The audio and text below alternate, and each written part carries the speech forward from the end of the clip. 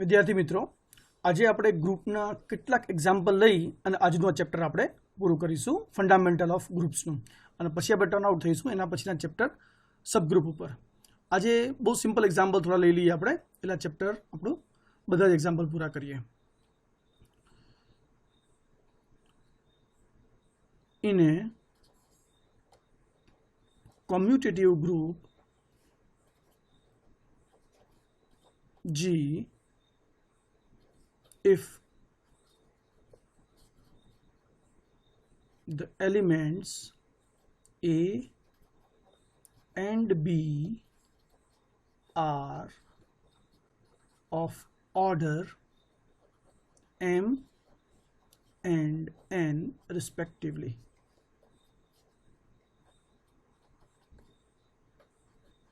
If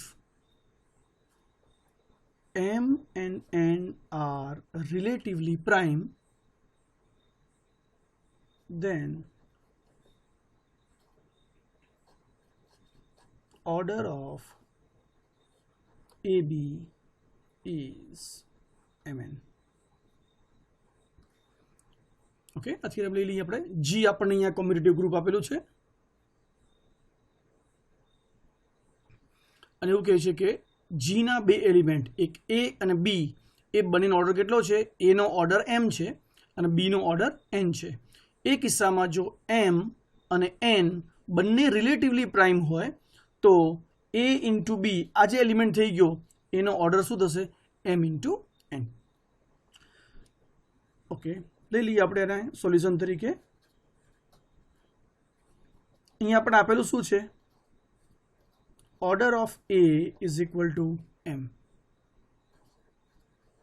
Order of B આપણે શું આપેલો છે? N. આનો અર્થ એવો થાય કે જો order of A is equal to M હોય એનો મતલબ A raised to M is equal to E. Order of B આપણને N આપેલો છે એનો મતલબ B raised to N is equal to identity. અને સાબિત શું કરવું છે આપણે? We have to prove order of AB is equal to M into N. એ સાબિત કરવું છે આપણે. અને આપણે આપેલું શું છે અહીંયા? M and N are relatively prime. Okay, ચલો આપણે ધારી લઈએ. Suppose order of AB is equal to T. ધારો કે A into B નો ઓર્ડર T છે. જો order of A into B T હોય તો શું થાય? A into B raise to T is equal to identity. બરાબર છે? A into B raise to T is equal to identity. અને આપણે સાબિત શું કરવું છે? આપણે સાબિત એવું કરવું છે કે આ જે T છે એ ખરેખર શું થવું જોઈએ? M into N. અને જો મારે T is equal to M into N સાબિત કરવું હોય તો હું એક વખત એવું સાબિત કરી દઉં કે T divides M into N. અને જો હું બીજી વખત એવું સાબિત કરી દઉં કે M into N divides T, આનો મતલબ શું થઈ ગયો? T Mn ને ભાગે છે, Mn T ને ભાગે છે, એનો મતલબ કે T is equal two Mn એવું થઈ જશે. ઓકે, તો બહુ સિમ્પલ છે. લઈ લઈએ આપણે અહીંયા પહેલા ભાગ તરીકે. Here A order of AB is equal to T. એનો મતલબ A into B raised to T is equal to identity. Right? જો A into B raised to T is equal to identity હોય તો આપણે શું મળશે અહીંયા? A raised to T into B raised to T is equal to identity. આનો અર્થ શું મળશે આપણને? That implies A raised to T is equal to, જો આ સામે જશું મળશે આપણને, હું આમ લખું, B raised to T into B raised to minus T is equal to શું થાય? E into B raised to minus T. બરાબર છે? તો શું મળી ગયું આપણને? B raised to T અને B raised to minus T. એ જતા રહેશે અહીંયા. આપણે શું કર્યું અહીંયા? Post multiplication by B raised to minus T. તો શું મળી ગયું આપણને? A raised to T, આ આઈડેન્ટિટી થઈ ગયું. This is identity into B raised to minus T. તો આપણે શું મળી ગયું? A raised to T is equal to B raise to minus T. बस तो आनो उपयोग कर लीए આપણે નાના ઉપયોગથી એકદમ ઈઝી સાબિત થઈ જશે આપણા માટે।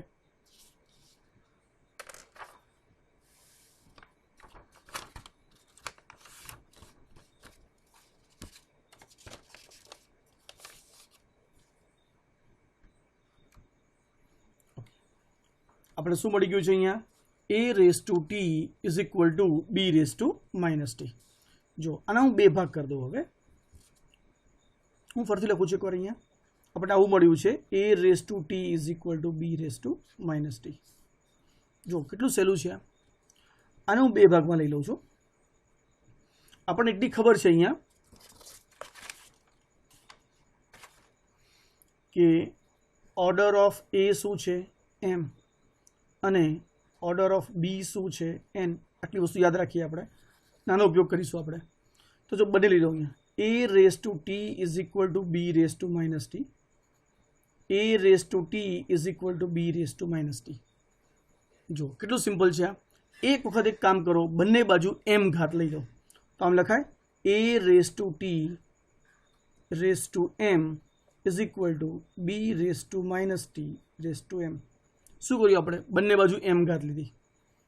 આનો અર્થ શું થઈ ગયો? a raise to m raise to t લખવું તો આને, કારણ કે ઘાતની ઘાત એ ઘાતનો ગુણાકાર। આ શું થઈ ગયું? b raise to minus T m એવું કહી શકું।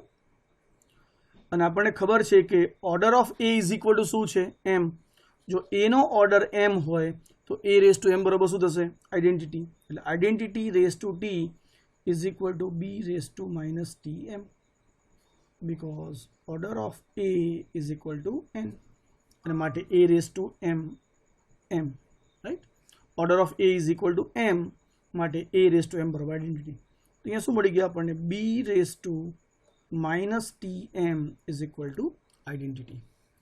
હવે આપણું ગઈકાલનું થિયરમ યાદ કરો। ગઈકાલનું થિયરમ શું હતું? હું તમને નાના રેફરન્સમાં લખી બતાવું। ગઈકાલે આપણે આવું ભણી ગયા હતા કે જો order of a is equal to n होय राइट, અને જો a raise to m is equal to identity હોય તો બંનેમાંથી નાનું કોણ છે? n। એનો મતલબ શું થશે? n ડિવાઇડ્સ m આવું થશે। આવું ગઈકાલે ભણી ગયા હતા। આનો ઉપયોગ કરીએ આપણે અહીંયા। જો અહીંયા શું છે? Order of b is equal to n આ લખેલું છે અહીંયા, અને b raise to minus T M is equal to identity છે। માટે આ થિયરમનો જો યુઝ કરો તો શું મળે આપણને? જે ઓર્ડર છે એ જેના વડે ઈ થાય છે એને ભાગશે। એનો મતલબ કે ઓર્ડર શું છે? n। તો એનો મતલબ કે n divides T M. Minus T M કે ટી એમ કંઈ ફરક નથી પડતો। n જો માઇનસ ટી એમને ડિવાઈડ કરે તો ટી એમને પણ ડિવાઈડ કરે। હવે જુઓ n કોને ભાગે છે? ટીને ને એમને બંનેને। એનો મતલબ કે n એ કોનો અવયવ છે? ટી ગુણ્યા એમનો અવયવ છે। પણ આપણને આપેલું શું છે અહીંયા? બરોબર જુઓ, આપણને આપેલું છે કે m and n are relatively prime. આ આપણે પહેલેથી આપી દીધું છે, એટલે કે m અને n બંને રિલેટિવલી પ્રાઇમ છે। એનો મતલબ કે m અને n માં એક પણ અવયવ કોમન નથી। હવે વિચારો n જે છે એ ટી ગુણ્યા એમને ભાગે છે। જે પૈકી n અને m માં કોઈ અવયવ કોમન નથી એનો મતલબ કે n કોને ભાગતો હોય? ડેફિનેટલી ટીને ભાગતો હોય રાઈટ। તો આપણને એક રિઝલ્ટ મળી ગયું, n કોને ભાગે છે? ટીને। હવે જો આવું ને આવું રિઝલ્ટ તમે અહીંયા લઈ લો। અહીંયા આપણે m ઘાત લીધી હતી, એ બદલે અહીંયા તમે n ઘાત લઈ લો તો શું મળશે આપણને? a raise two t raise to n is equal two b raise to minus T raise to n। બંને બાજુ કેટલી ઘાત લીધી આપણે? n એમના બદલે। તો અહીંયા શું મળી ગયું આપણને? a raise two T n is equal two આને આમ લખી શકાય b રેસ ટુ n ની માઇનસ ટી ઘાત। ઘાતની ઘાત એટલે ઘાતનો ગુણાકાર। તો આપણે શું મળી ગયું અહીંયા? a raise two T n is equal to identity race to minus T. પણ આઈડેન્ટિટીની કોઈ પણ ઘાત એટલે આઈડેન્ટિટી। એનો મતલબ કે a raise two T n is equal to identity. ફરીથી આ નિયમનો ઉપયોગ કરો અહીંયા। તો જુઓ what is order of a? એનો ઓર્ડર m છે અને એના ઘાતમાં ટી n લઈએ તો આઈડેન્ટિટી થાય છે। એનો મતલબ કે જે ઓર્ડર છે એ જેના દ્વારા આઈડેન્ટિટી થાય છે એને ભાગશે। એનો મતલબ કે m ડિવાઇડ્સ ટી n। તો ફરીથી આપણને એવી તો ખબર છે કે m અને n બંને કેવા છે, રિલેટિવલી પ્રાઇમ. જો m અને n બંને રિલેટિવલી પ્રાઇમ હોય, એમાંથી એવું કહે કે m એ t ગુણ્યા n નો અવયવ છે, પણ m અને n માં તો કોઈ અવયવ કોમન છે જ નહીં. એનો મતલબ કે m કોને ભાગશે, t ને ભાગશે. તો શું મળી ગયું, જો તમે અહીંયા n એ t નો પણ અવયવ છે, m પણ t નો અવયવ છે. એનો મતલબ કે m ગુણ્યા n પણ કોને ભાગશે, t ને ભાગશે. Right, from 1 and 2. અને આને હું કહી દઉં રિઝલ્ટ નંબર 3. તો શું મળી ગયું આપણને, આપણે મળી ગયું કે આ બંને રિઝલ્ટ પરથી n divides t, m divides t માટે m ગુણ્યા n પણ કોને ભાગશે, t ને ભાગશે. રાઈટ, તો એક આપણું આ રિઝલ્ટ થઈ ગયું. અને બીજો ભાગ તો બહુ જ સિમ્પલ છે. બીજા ભાગને શું કહીશું આપણે અહીંયા, ચલો ફરીથી લખીએ આપણે અહીંયા.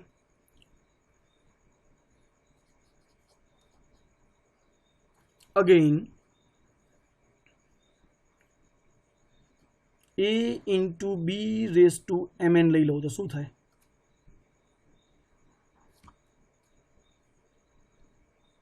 ચલો પેલા લખીએ. Again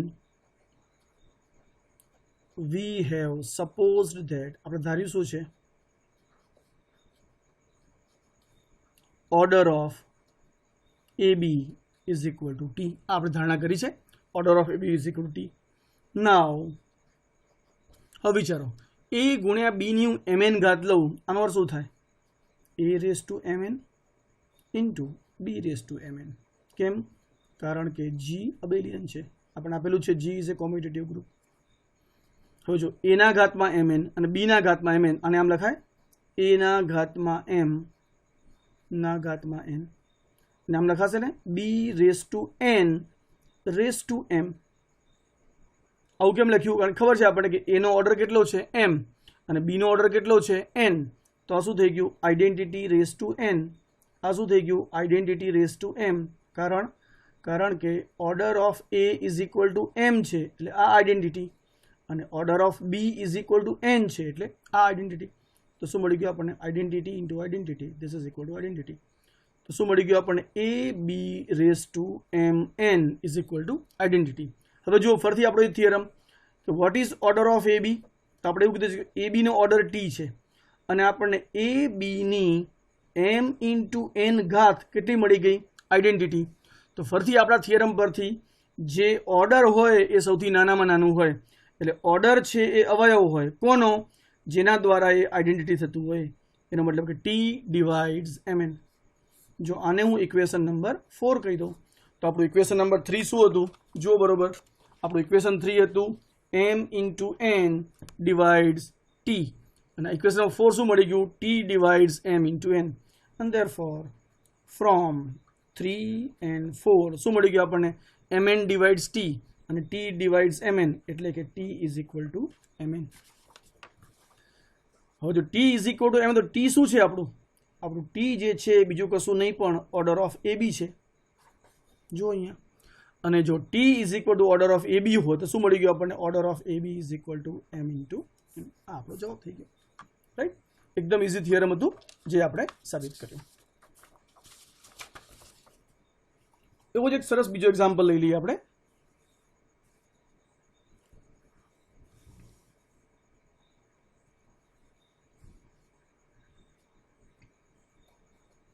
if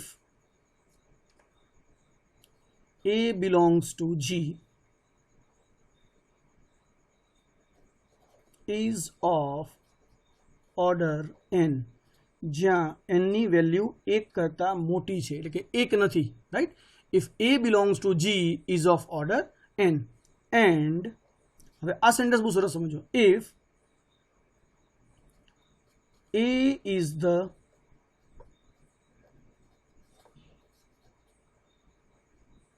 only element of order n, then n is equal to 2. જો આવું હોય કે a is the only element of n, a is the only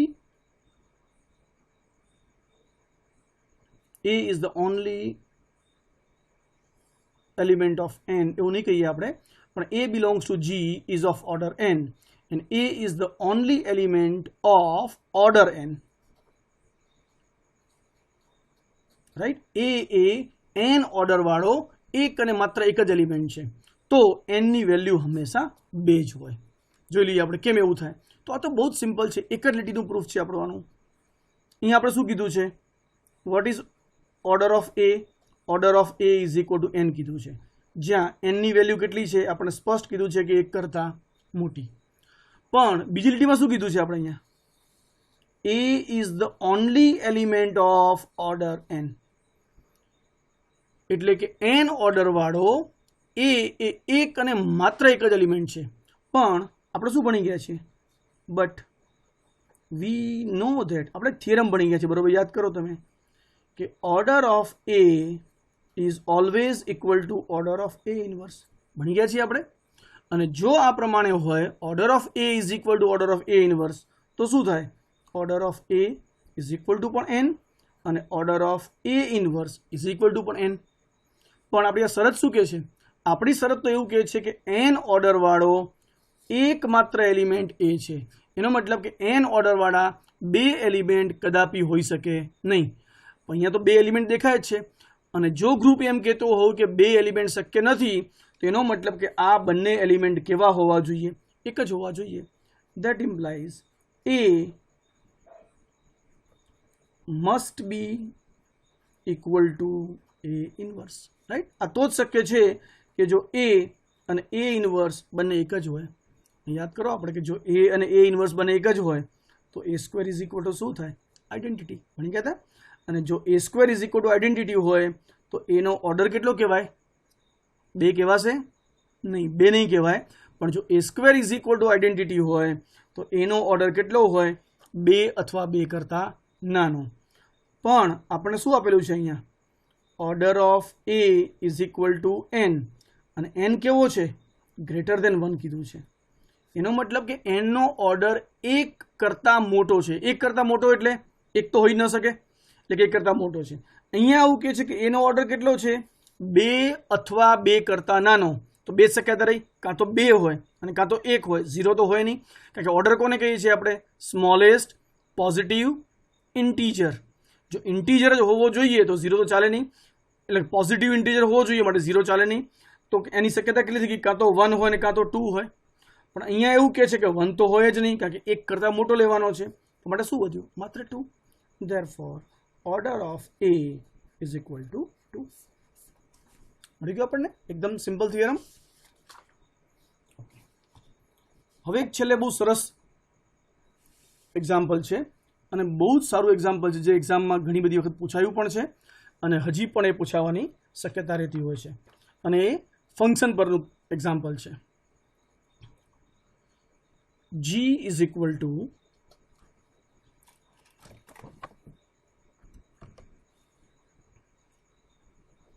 the set of f a b, એટલે f નામનું વિધેય છે જેનું સફિક્સ તરીકે ab આપેલા છે, જ્યાં for given a b belongs to r, એટલે કે આ જે ab લખ્યા છે f નીચે એ બંને રિયલ નંબર છે અને એની વેલ્યુ કોઈ દિવસ 0 નહીં હોય એવું કીધું છે. એટલે f a b માંથી b તમારે જે લેવો લઈ લો રિયલ નંબર, એ પણ ગમે તે રિયલ નંબર થાય પણ 0 સિવાયનો. રાઈટ, f a b આપણે આવું વિધેય આપેલું છે. અને આપણને f a b ની ડેફિનેશન આવી આપેલી છે. f a b એ ક્યાંથી ક્યાં છે, તો r થી r ઉપર,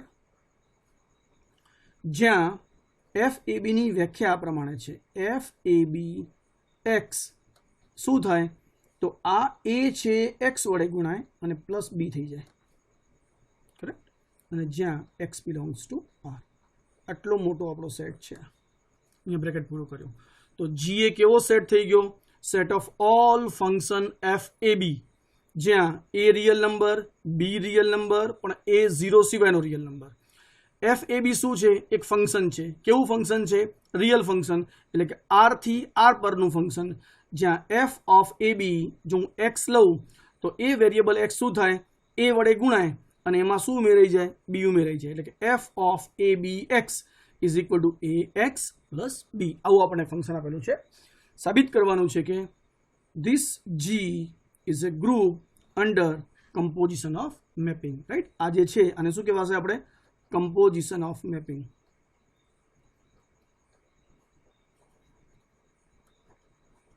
કારણ કે FAB શું છે? એક મેપિંગ છે અને આનો મતલબ થઈ ગયો કમ્પોઝ એટલે કે બે વિધેયોનું સંયોજન. તો prove that G composition is A group. બહુ જ સહેલું છે, લઈ લઈએ આપણે. અહીંયા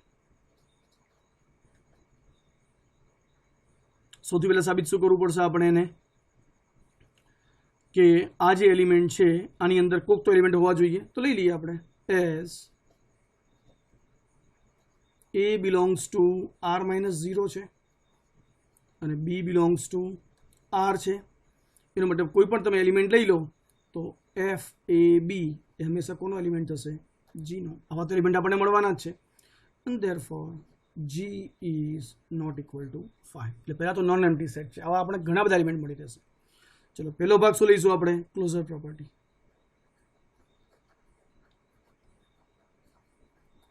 ક્લોઝર પ્રોપર્ટી કોને કહીશું આપણે? આના કોઈ પણ બે આપણે એલિમેન્ટ લઈ લઈએ અને પછી એ બંને એલિમેન્ટનું શું લેવું છે આપણે? કોમ્પોઝિશન પણ શેમાં હોવું જોઈએ?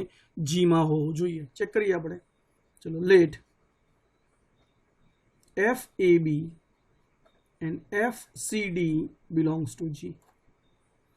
જો FAB અને FCD belongs to G હોય તો આપણે સાબિત શું કરવું પડે? અહીંયા we have to prove FAB સંયોજન FCD belongs to G. તો ઓટોમેટિક ક્લોઝર પ્રોપર્ટી થઈ જશે. ચલો હવે નાવ આપણે આપેલું શું છે અહીંયા? FAB belongs to G.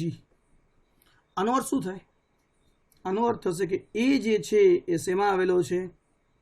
R-0 અને B શેમાં આવેલો છે? R. અને FAB બરોબર શું થાય? FAB x ની વેલ્યુ થાય AX પ્લસ B. કરેક્ટ. ચલો આપણને FCD પણ શેમાં આપેલો છે? G માં. આનો અર્થ શું થાય? C જે છે એની વેલ્યુ 0 નહીં હોય. D જે છે એ ગમે તે થશે અને FCD લખું હું તો FCD ની વેલ્યુ શું થાય? C into X plus D. થાય કે નહીં? FCD X એટલે. ચલો હવે લઈ લઈએ આપણે કે આ બંનેનું સંયોજન પણ આવું જ વિધેય થાય છે કે નહીં. નાઉ what is FAB composition FCD? ચલો આનું કમ્પોઝિશન લઉં અને જો હું અહીંયા x મૂકું તો બની ગયા છે આપણે F કમ્પોઝિશન GX ની વેલ્યુ શું હોય? FGX. અને આમ લખી શકાય FAB FCD X. બરોબર છે? Okay. This is equal two FAB. ચલો અહીંયા વેરિયેબલ કોણ છે? X. વેરિયેબલ કોના વડે ગુણાય? તો C વડે ગુણાય અને એમાં શું ઉમેરાય? તો D ઉમેરાય. આની વેલ્યુ શું થાય? C into X plus D. થઈ ગયું? FAB is equal two FAB બ્રેકેટમાં FCD X ની વેલ્યુ શું થશે? C into X plus D. હવે જુઓ તમે આ આખો આપણો વેરિયેબલ કહેવાય. હવે તમે જુઓ અહીંયા બરોબર FCDX ની વેલ્યુ શું છે? તો અહીંયા જે પણ વેલ્યુ હોય આપણી એ કોના વડે ગુણાય? એટલે કે F સાથે જે વેરિયેબલ છે એ કોના વડે ગુણાય? C વડે. અને C વડે ગુણ્યા પછી એમાં શું ઉમેરી દેવાનું? D ઉમેરી દેવાનું. તો અહીંયા શું થાય? આ આખો વેરિયેબલ છે. આ વેરિયેબલ કોના વડે ગુણાશે? A વડે. અને એમાં શું ઉમેરી દેવાનું? B. તો આની વેલ્યુ શું થઈ ગઈ આપણી? A into CX plus D વત્તા B. ખ્યાલ આવી ગયો બધાને? તમારે ટૂંકમાં જો એવું હોય તો આને તમે કોઈ પણ એક વેરિયેબલ y કહી દો તો FAB y બરોબર શું થાય? AY plus B. જ્યાં y ની વેલ્યુ શું છે? CD plus D. CX plus D. તો શું મળી ગયું આપણને? ACX અને પ્લસ આ શું મળી ગયું? AD plus B. તો આમ જુઓ તો આપણને x નો સહગુણક શું મળી ગયો? AC. અને AD પ્લસ શું D શું મળી ગયું? કોન્સ્ટન્ટ. જો હું AC is equal two P લઈ લઉં અને AD plus P is equal two હું Q લઈ લઉં તો મારે આ શું થઈ ગયું? PX.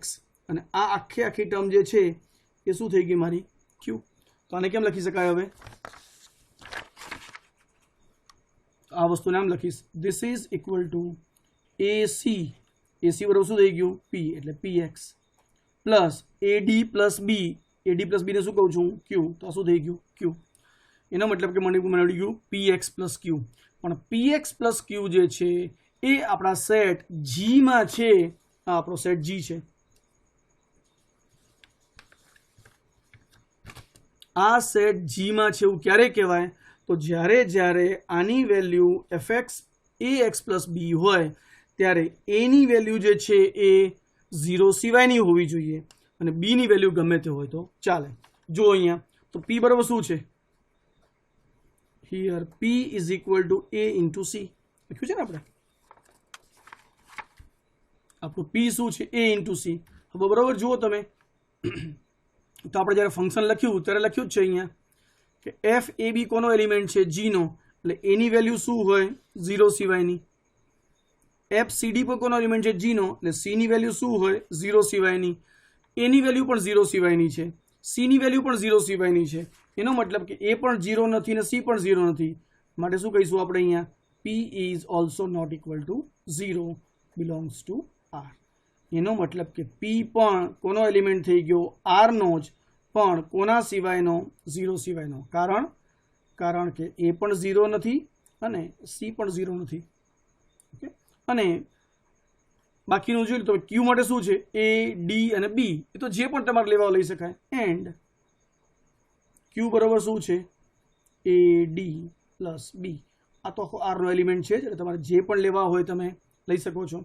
તો માટે પી શું મળી ગયું? therefore px plus q we get px plus q જ્યાં p belongs to r minus 0 અને q belongs to r. પણ px plus q એ ખરેખર શું છે? જુઓ તમે, આ px plus q આપણે શેના પરથી મળ્યું?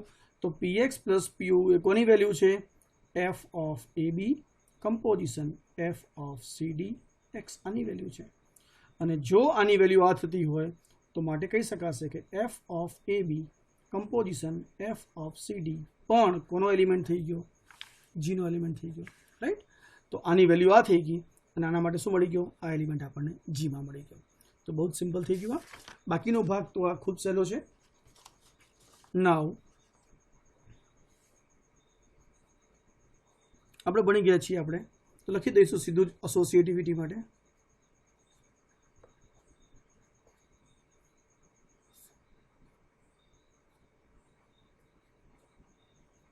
we know that શું જાણીએ છીએ આપણે?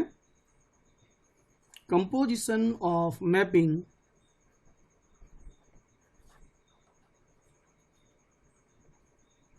is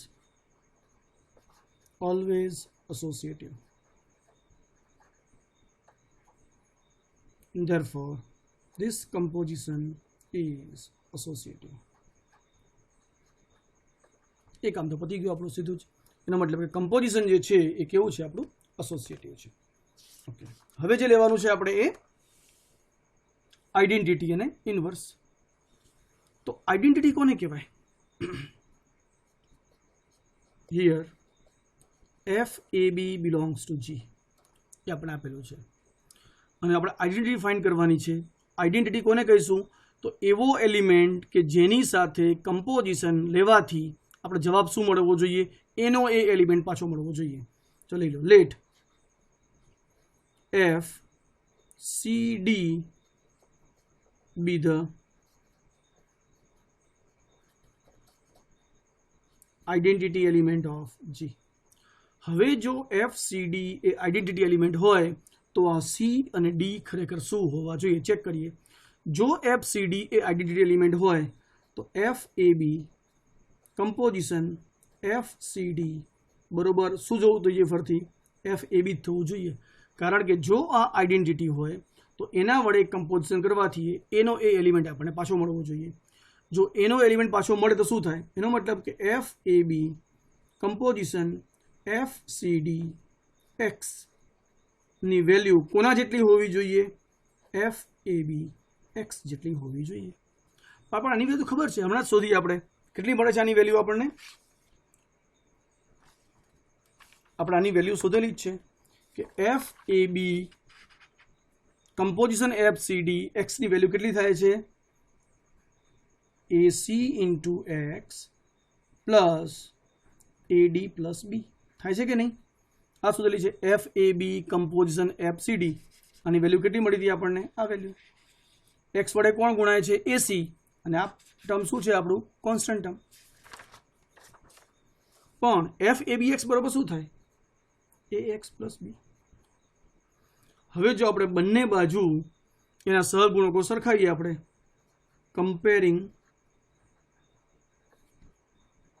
ધ કોઇફિશિયન્ટ, જો બંને બાજુ આપણે એના કોઇફિશિયન્ટનો કમ્પેર કરીએ આપણે તો શું મળશે આપણને?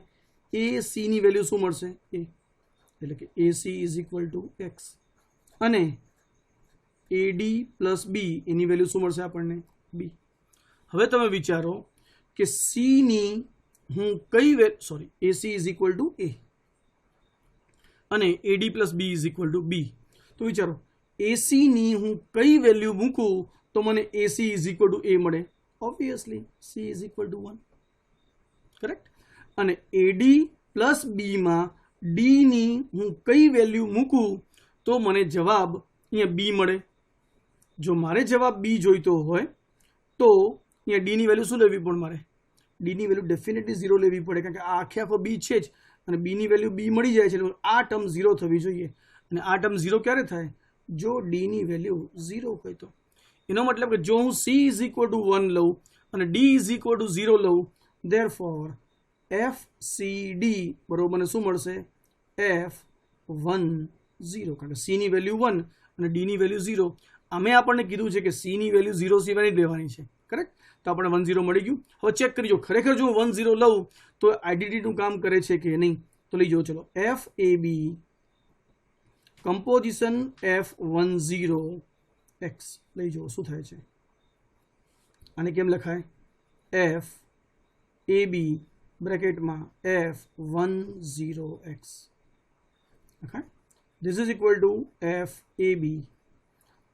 આપણે ડિફરન્સ ભણી ગયા છીએ. એફ એ બી એક્સની વેલ્યુ શું થાય? તો જે વેરિયેબલ છે કોના વડે ગુણાય? પહેલા એલિમેન્ટ વડે, પ્લસ 0 થાય. એનો મતલબ આવું થાય 1 ઇન્ટુ એક્સ પ્લસ 0. તો શું મળી ગયું જુઓ તમે? F A B 1 into X એટલે એક્સ. આપણે શું મળી ગયું? F A B composition F 1 0 X is equal to F A B X. અને સિમિલરલી જો તમે આગળથી લેશો F 1 0 composition F A B તો પણ શું મળશે આપણને? F A B. તો માટે શું મળી ગયું આપણને? F A B composition F 1 0 is equal to F A B is equal to f 1 0 composition F A B. અને માટે એફ 1 0 એ શું કામ કરશે? આઈડેન્ટિટીનું કામ કરશે. અને કહીશું therefore F10 is the identity element of G. થઈ ગયું. અને છેલ્લો પાર્ટ લઈએ આપણે, એક્ઝિસ્ટન્સ ઓફ ઇન્વર્સ.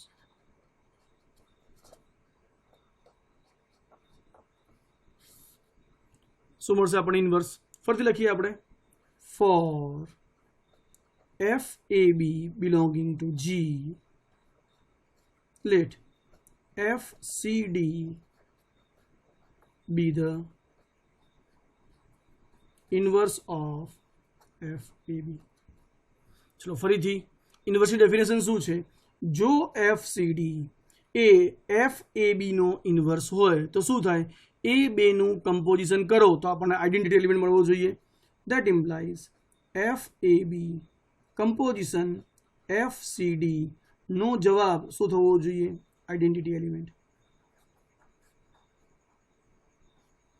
પણ આઈડેન્ટિટી એલિમેન્ટ શું છે? હમણાં શોધ્યો આપણે. આઈડેન્ટિટી એલિમેન્ટ છે F10.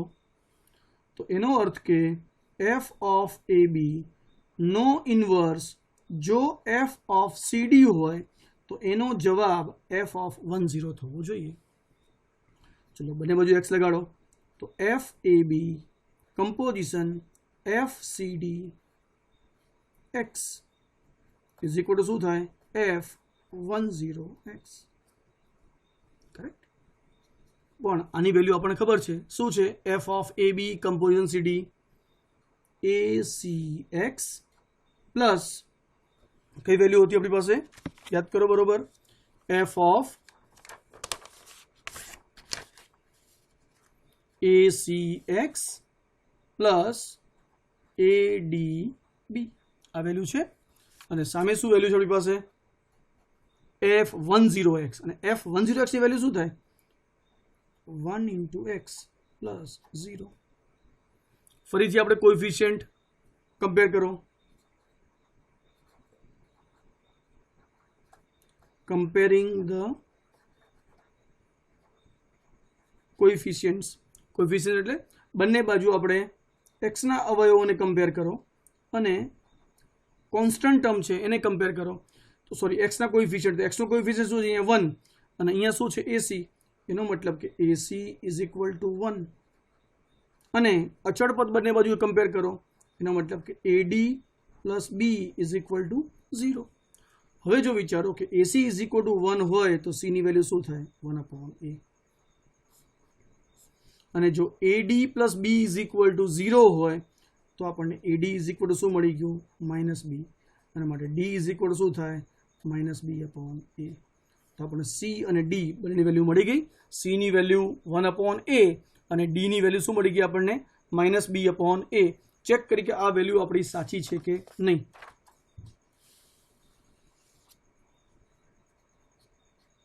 Here c is equal to 1/a and d is equal to -b/a.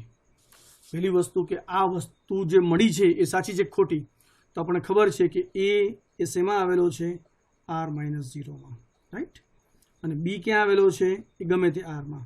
એટલે a જો નોન ઝીરો હોય તો 1/a લખી શકાય, અને માટે શું થશે, c is equal to 1/a is also not equal to 0. અને માટે c આપણને ક્યાં મળી ગયો, c is equal to 1/a r-0માં છે, એ સાચું પડી ગયું આપણું. અને d ની વેલ્યુ શું છે, -b/a. તો ફરીથી a ની વેલ્યુ 0 નથી એટલે છેદ 0 નથી, અને છેદ 0 ન હોય તો આપણે કોઈ ચિંતા નહીં, આ કોની વેલ્યુ થઈ ગઈ, r માં. માટે c is equal two d is equal two -b/a, એ કોનો એલિમેન્ટ થઈ ગયો, r નો. તો આપણું જે ડેફિનેશન છે આપણું ફંક્શન, એની કન્ડિશન સેટિસ્ફાય થઈ જાય છે કે પહેલો એલિમેન્ટ એ નોન ઝીરો હોવો જોઈએ અને બીજો એલિમેન્ટ એ કોઈ પણ વાસ્તવિક નંબર હોવો જોઈએ. તો આ વસ્તુ સાચી પડી ગઈ. એનો મતલબ કે FCD એટલે આવું થયું, f 1/a અને d ની value -b/a is the inverse of FAB. એનો મતલબ કે FAB નામનું જે ફંક્શન છે એનો ઇન્વર્સ શું મળશે આપણને, f of 1/a અને બીજા એલિમેન્ટ તરીકે -b/a. જો ચેક કરવું હોય તો આપણે એનો તાળો પણ મેળવી જોઈએ. તો લઈ જુઓ, f of AB composition f of 1/a into -b/a અને x લઈ જુઓ.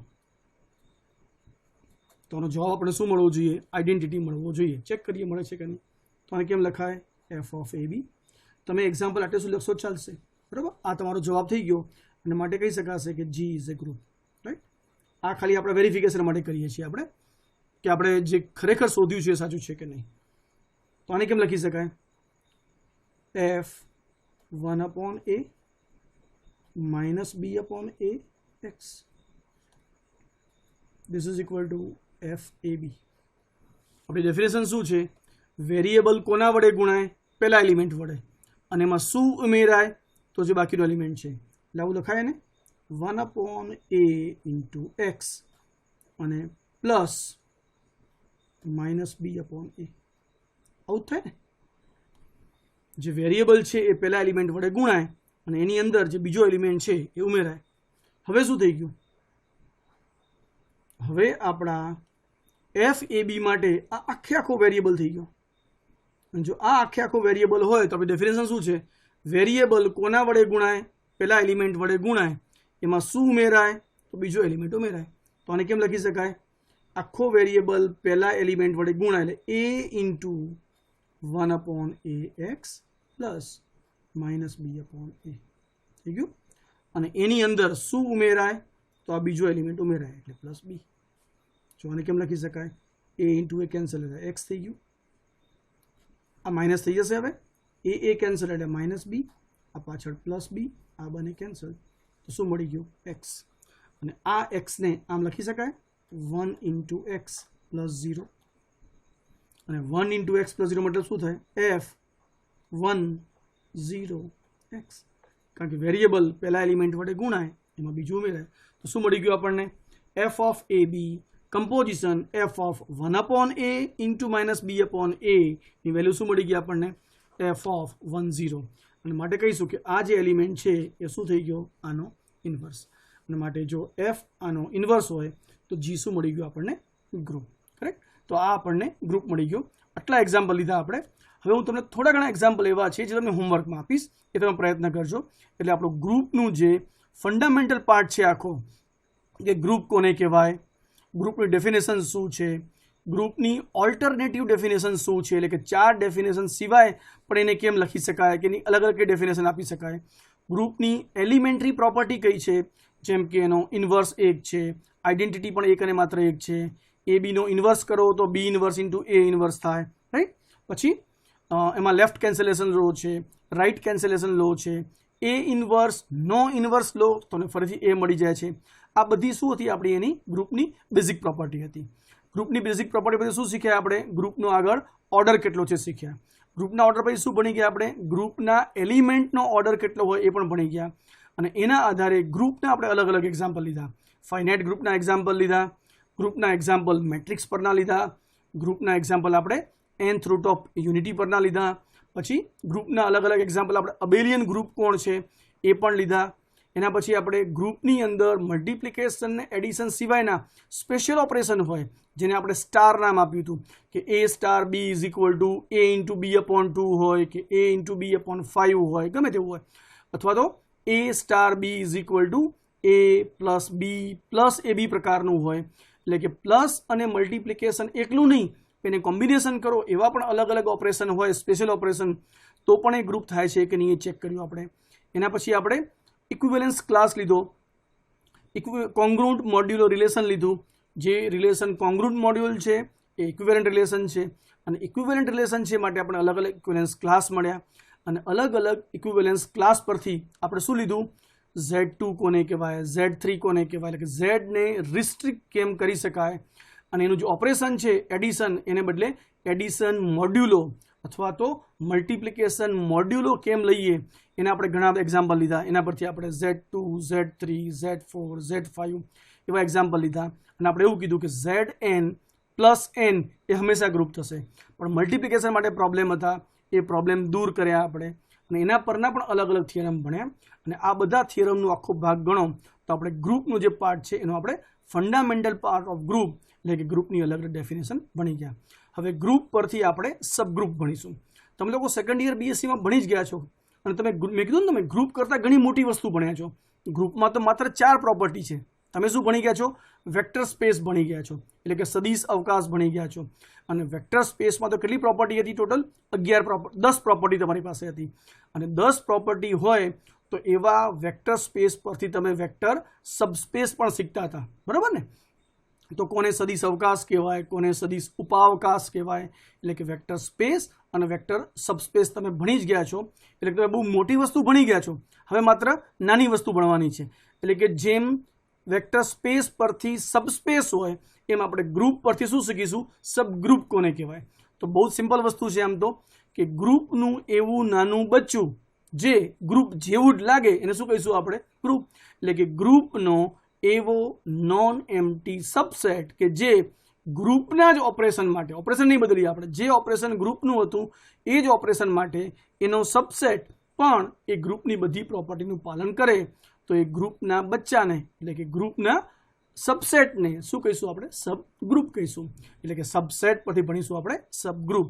અને સબગ્રુપ કોને કહેવાય, સબગ્રુપના અલગ અલગ એક્ઝામ્પલ કેવા હોય, એના પર થિયરમ કેવા હોય, અને ગ્રુપના કયા કયા પ્રકારના સબગ્રુપ હોઈ શકે, આ બધી જ વસ્તુ આપણે હવે નેક્સ્ટ ભણીશું. આજનું જે લેક્ચર છે આપણે અહીંયા પૂરું કરીએ. Okay, thank you.